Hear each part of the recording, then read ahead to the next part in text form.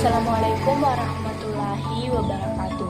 Saya Andi Nurul Halifatunisa dari kelas 10 IPA khusus akan memaparkan materi tentang kekuatan dan kelemahan koperasi.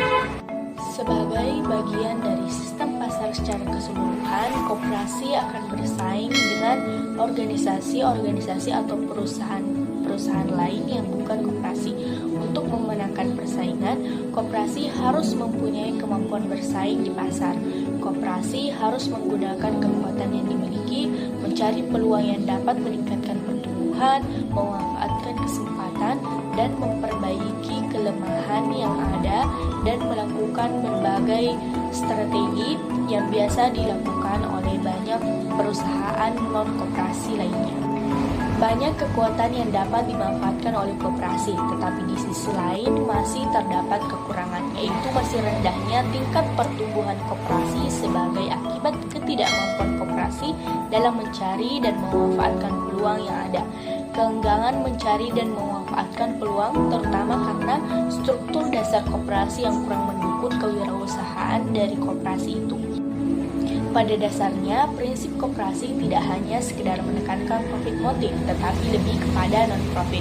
Maksud dari non-profit adalah bagaimana suatu koperasi dapat menyalurkan uang yang ada di dalam organisasi kepada orang-orang yang menjadi anggota atau para wirausahawan untuk mengembangkan usahanya. Dan pada akhirnya, keuntungan yang didapat anggota sebagiannya menjadi cadangan kas yang dapat digunakan kembali untuk disalurkan kepada para anggota yang membutuhkan. Maksud dari kurang mendukung kewirausahaannya itu apabila anggota mempunyai kemampuan untuk memanfaatkan peluang dan dapat menghasilkan keuntungan, tetapi di sisi lain, keuntungan yang didapat tersebut hanya dapat dinikmati sedikit karena dibagi rata dengan jumlah anggota yang ada. Meskipun anggota tersebut memperoleh peluang, maka secara rasional anggota tersebut akan lebih menguntungkan bila memanfaatkannya untuk kepentingan sendiri atau bekerja sama dengan pihak lain yang dapat memberikan keuntungan lebih besar dibandingkan dengan keuntungan yang diberikan koperasi.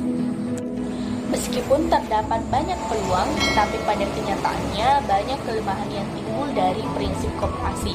Kelemahan prinsip itu antara lain yang pertama, keanggotaan bersifat terbuka atau sukarela. Prinsip ini akan melemahkan koperasi dalam hal struktur permodalan jika koperasi tidak dapat melayani kepentingan anggota dan anggota dapat keluar dari keanggotaan koperasi.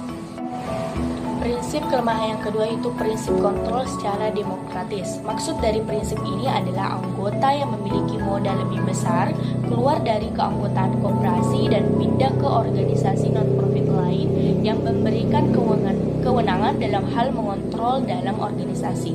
Yang ketiga, tidak dapat memperoleh benefit material sebanyak yang diterima dari organisasi non-profit yang lain. Selanjutnya berikut adalah kelebihan koperasi. Yang pertama, prinsip pengelolaan untuk menghasilkan laba bagi anggota. Maksudnya adalah laba yang dihasilkan dari salah satu anggota yang menghasilkan keuntungan. Sebagian dari laba tersebut akan dikelola kembali dan disalurkan kepada banyaknya anggota.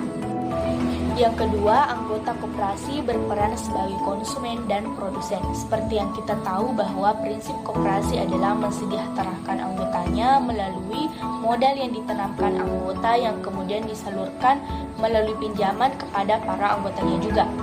Yang ketiga, orang yang masuk ke dalam koperasi atas dasar sukarela. Maksudnya adalah setiap orang yang ingin masuk menjadi anggota atas kesadaran sendiri untuk memperbaiki hidupnya. Yang keempat, mengutamakan kepentingan anggota. Maksudnya adalah koperasi selalu mendahulukan anggota karena tanpa anggota koperasi tidak dapat berjalan sebagaimana mestinya. Itulah tadi pemaparan materi dari saya tentang kekuatan dan kelemahan koperasi. Sekian, lebih dan kurangnya mohon dimaafkan. Wassalamualaikum warahmatullahi wabarakatuh.